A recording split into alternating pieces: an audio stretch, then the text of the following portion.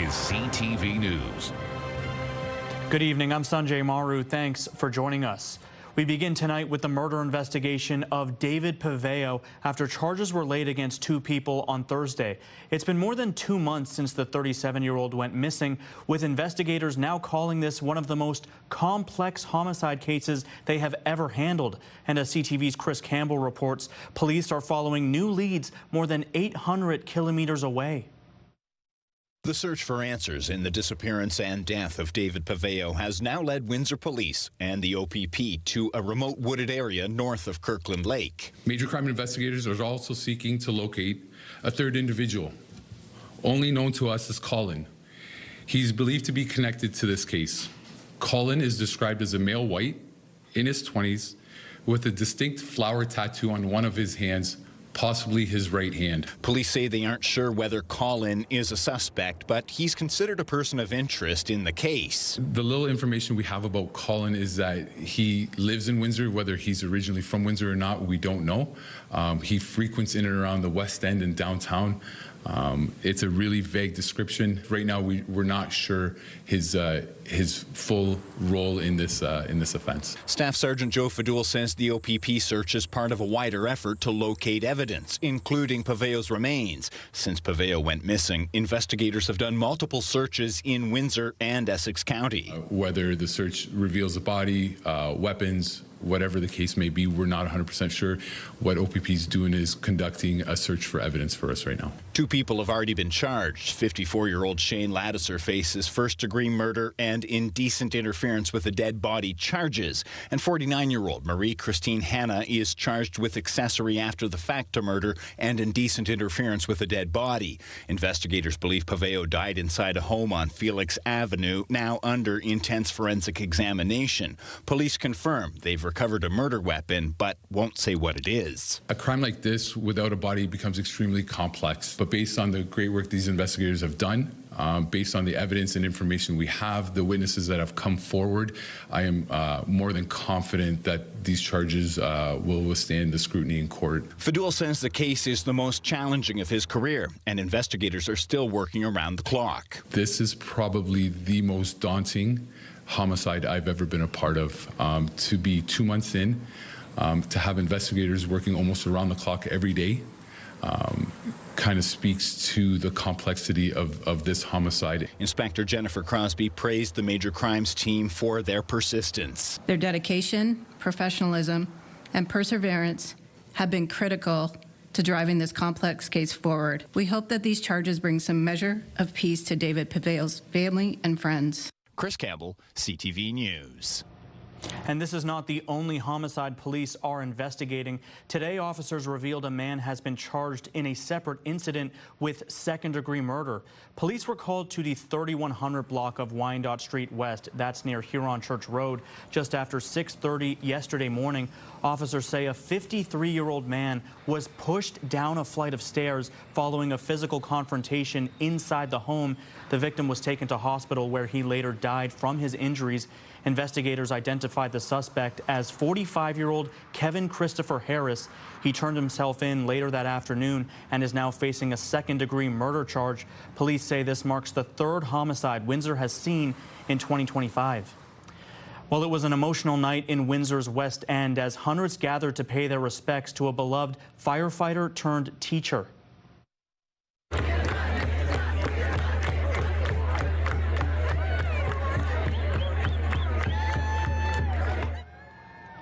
This was the scene outside Dominion House on Sandwich Street this evening, a candlelight vigil for Kim Elliot. This past Sunday, the 62-year-old was struck by two cars while crossing the street shortly after 8 p.m. As you can see from this large gathering, he was a beloved figure in Windsor's West End and the larger community, known for his generosity, his professional work, and countless acts of service. Friends describe him as someone who never hesitated to lend a hand or share a kind word with those in need. Organizers of tonight's vigil say his legacy of compassion and connection will continue to inspire the neighborhood. It was everything about him. Kimmy never said a bad word about anybody. I've never heard him talk about anybody. He was always uplifting people. He was always the person that motivated everybody in the community to step up and put their best foot forward. Ever since we were kids, he taught us, to be the leader, not the follower. A former University of Windsor graduate is taking the post-secondary institution to court, not for money, but for financial accountability. As CTV's Michelle Molesky reports, James Johnson alleges his $500,000 endowment is being mismanaged to the detriment of future law students. The students should be outraged that this money's not being used to improve their education. James Johnson graduated from Windsor Law in 1987. After building a successful career in Toronto, he created the Advanced Business Law program in 1999. I gave the university $500,000 to develop and enhance its corporate law program.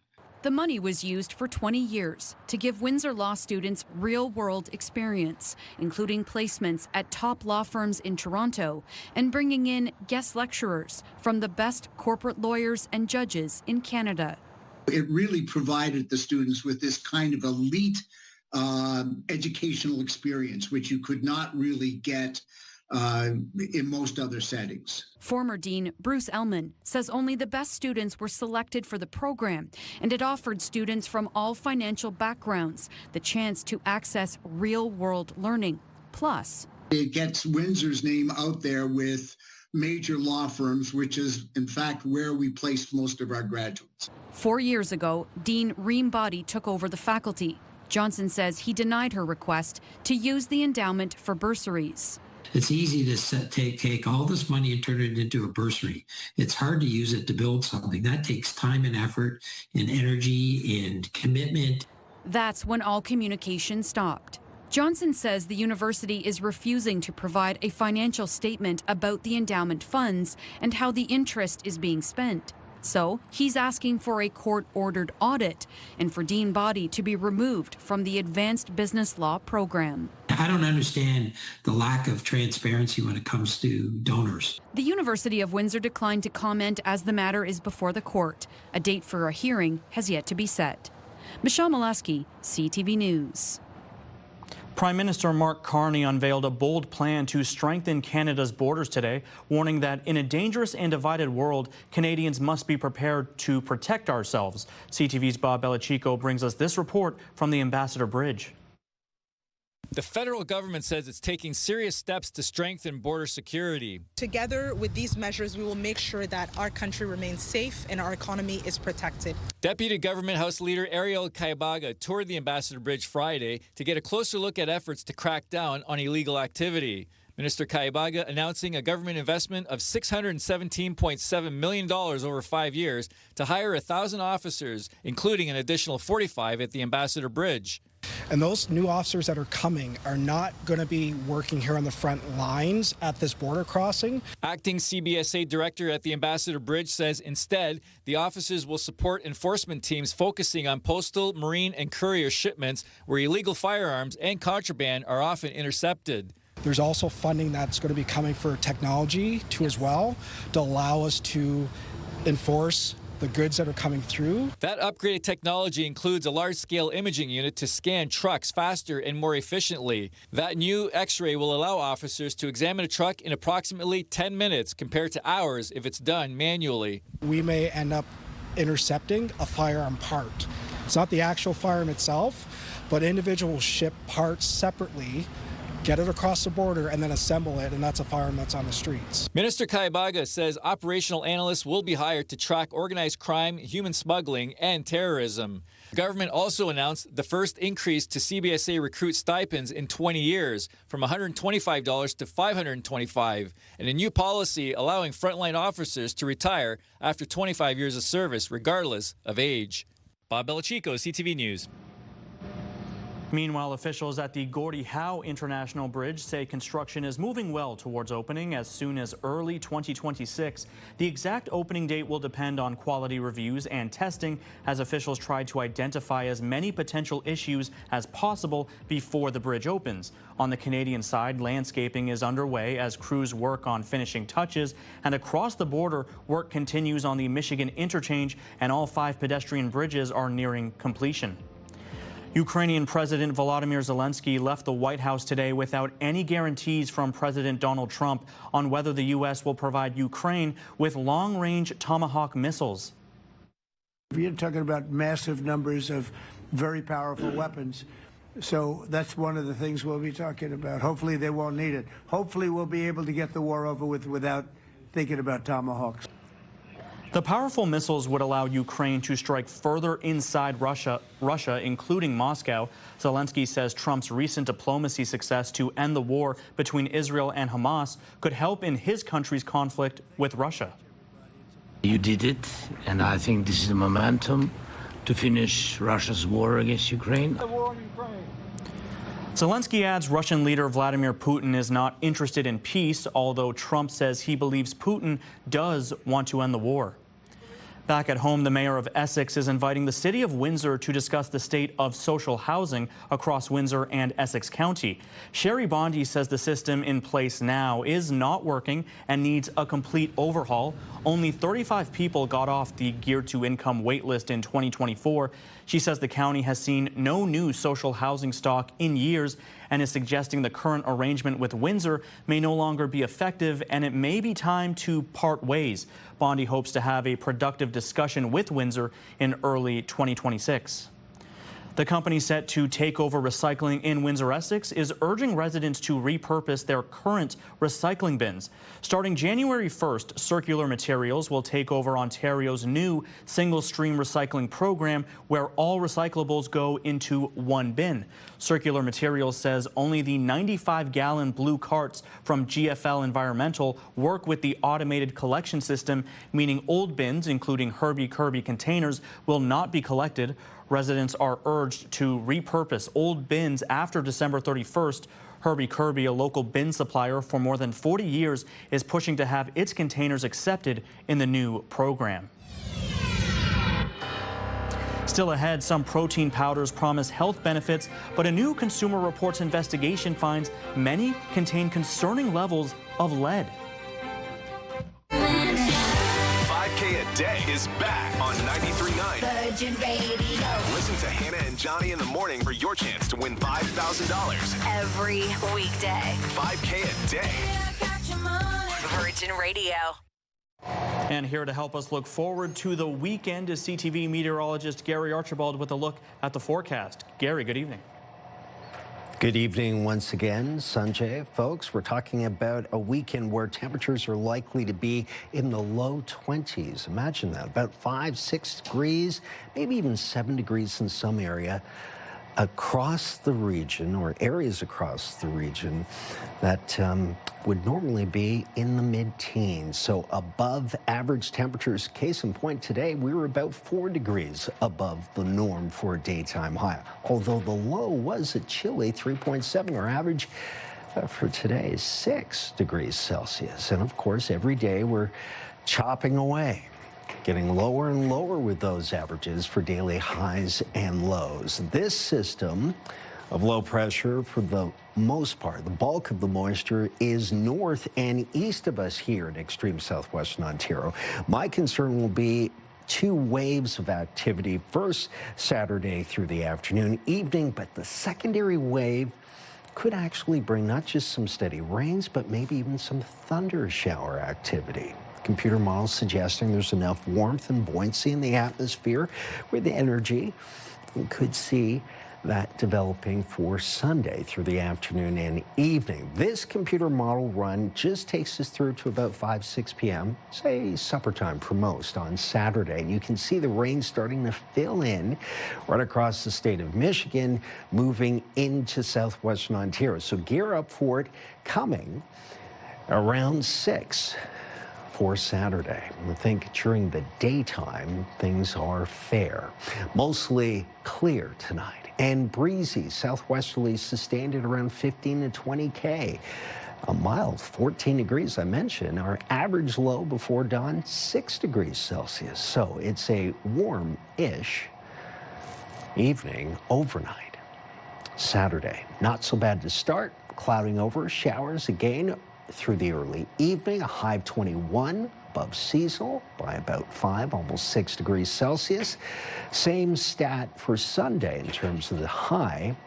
But we're looking at cloudier and rainier weather. It's likely to rain in bouts on Saturday, overnight into Sunday morning, and again for Sunday afternoon and evening. Monday, fair and a nice break, but cooler.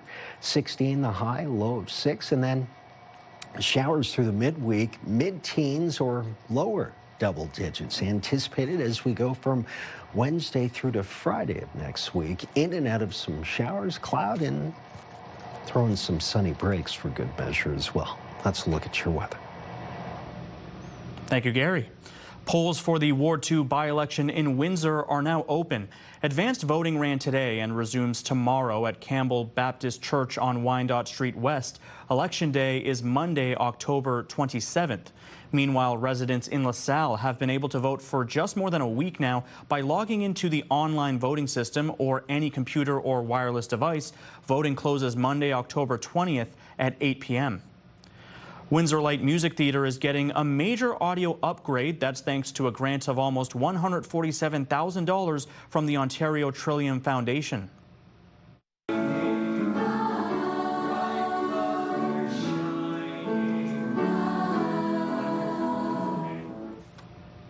The funding will go toward new microphones and sound equipment, improving audio quality for shows at the Chrysler Theatre and youth programming. The theatre plans to debut the upgraded system during its upcoming production of Joseph and the Amazing Technicolor Dreamcoat in November. The Ontario Trillium Foundation is an agency of the Ontario government whose aim is to build healthy and vibrant communities across the province.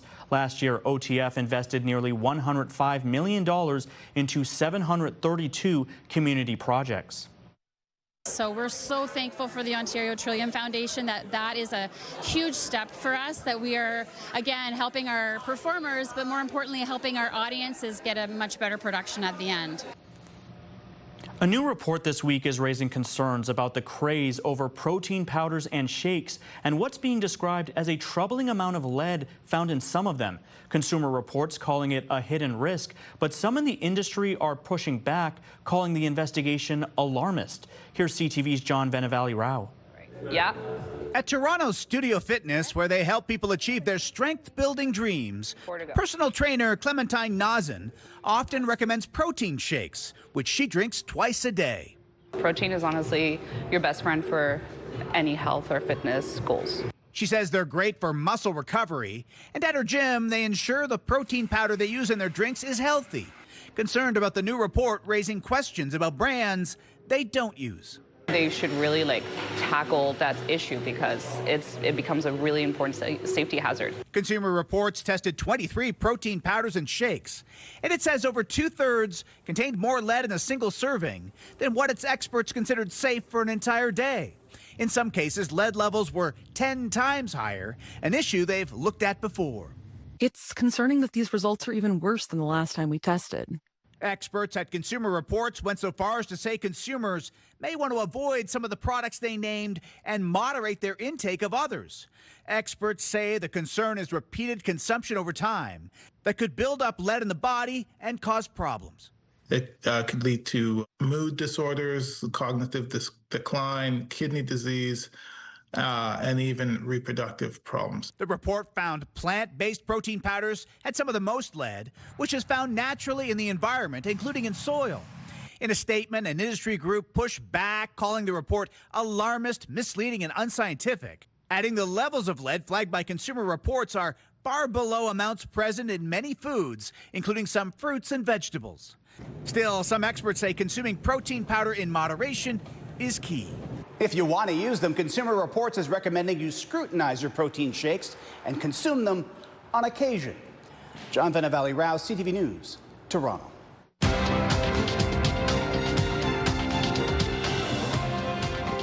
Canada's main stock index closed out the week weighed down by losses in the basic materials sector. In Toronto, the TSX fell 359 points, while in New York, the Dow gained 238, the Nasdaq adding 117. The Canadian dollar is up 0.07 of a cent today, and on commodity markets, gold lost more than $91 an ounce, and oil is up 16 cents a barrel. The RCMP is firmly denying allegations of political interference. Conservative leader Pierre Poilievre accusing the force of protecting Justin Trudeau from criminal charges. CTV's Abigail Beeman reports. Many of the scandals of the Trudeau era should have been involved jail time. In an interview posted to YouTube, the Conservative leader ripped into his former House of Commons opponent for the 2019 SNC-Lavalin affair and Justin Trudeau's 2016 family vacation on the Aga Khan's private island, as well as how the RCMP handled the cases. The RCMP covered it all up, and the leadership of the RCMP is frankly just despicable when it comes to enforcing laws against the Liberal government. There's no interference. I don't take any orders from any political individual. When the RCMP's top cop rejected cover-up claims, I would invite Monsieur Poilievre to meet with us and to meet with the people who run this great organization.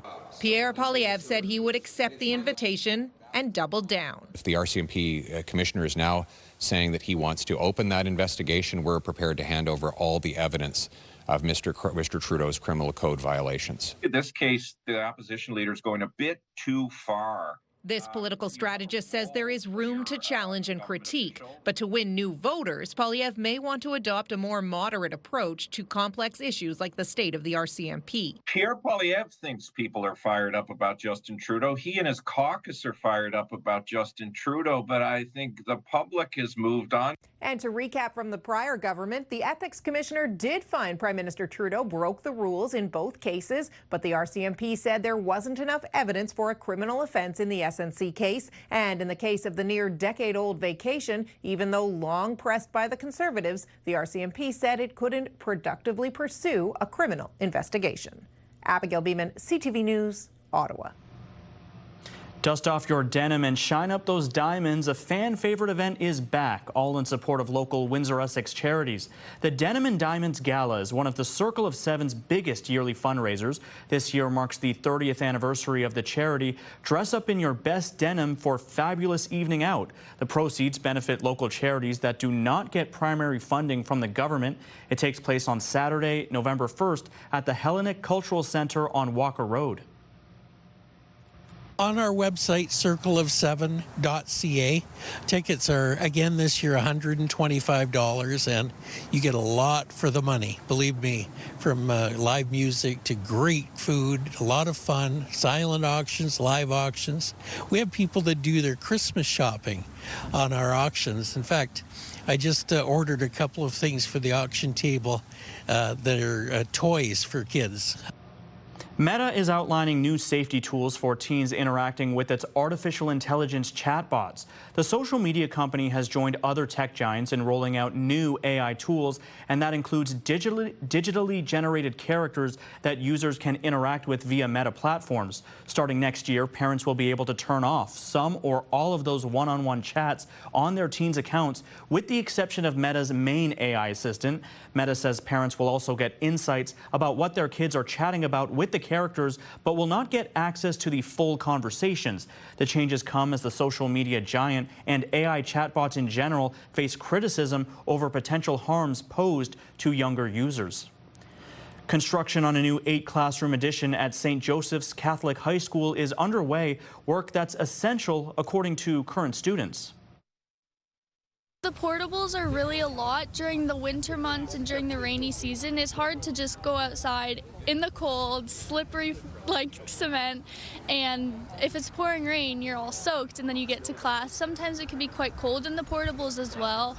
The classrooms seem crowded and the hallways are very crowded as well. Catholic School Board trustees recently approved a $2.9 million bid from Alliance General Contracting of Windsor to construct the addition, which will be located on the north side of the school. The design that we did was for a full 16 classrooms, a 2-story addition, which will match with the existing building fully. Right now it's an 8 classroom, so it's 1 story, but we designed it for the future. And for one last time this week, Gary is back with a final look at weather. Gary. I think showers are definitely a big part of the weekend, Sanjay, and it looks like temperatures are also going to be mild and then falling off significantly. As we head through Saturday and Sunday, we'll go from fair to start, clouding over through Saturday evening at around 6 p.m. Anticipate some showery weather and then heavier rains. Couple of sequences moving through 2 areas of low pressure, in fact, and they will bring showers and maybe even some light thunderstorm activity in the evening on Sunday. Then temperatures falling off. Mid-teens Monday, Tuesday will go from fair to cloudy and showery. Midweek showery and cooling off. Look at this, 13 degrees. That'd be about 2.5 degrees below seasonal at that juncture next week. And then some sunshine, fair weather cloud for Thursday and Friday. So the week doesn't end too badly. It's going to get cooler. Extra layers required and certainly rain gear. Wherever you are, enjoy your weather, your weekend, and I'll see you next week. Good night. You as well, Gary. Have a wonderful weekend. Going to put my Bob Belichico hat on for this one. The next 2 stories. The Toronto Blue Jays had a chance to take a lead tonight in their league championship series against Seattle, but it did not go that way. Another 2-2. It's another fastball. It's driven the other way. It's got a chance. It's a grand slam. Toronto had a 2-1 lead heading into the 8th inning, but their bullpen blew it, giving up 5 runs capped off by that grand slam. The Blue Jays are now facing elimination as the series shifts back to Toronto. Game 6 goes Sunday night at 8 p.m. Well, the Windsor Spitfires eked out a narrow win against the Sarnia Sting in overtime tonight. Here's Davis. Down low, center and feed, scores! Anthony Cristoforo from the bad angle, able to slide it home. Power play goal for the Windsor Spitfires, and this game is tied 2-2. Anthony Cristoforo and evening the score there for the Spits with that one. The game started with the Sting up 2-0, but by the end of regulation, the Spits had responded with 2 of their own. It all came down to overtime. That's when Cole Davis was the hero for Windsor, scoring just before the 3rd minute of overtime. Final score, 3-2 Windsor. And that is your news for tonight. Thank you so much for watching this edition of Windsor's News Leader. We'll see you right back here on Monday at 6 and 11.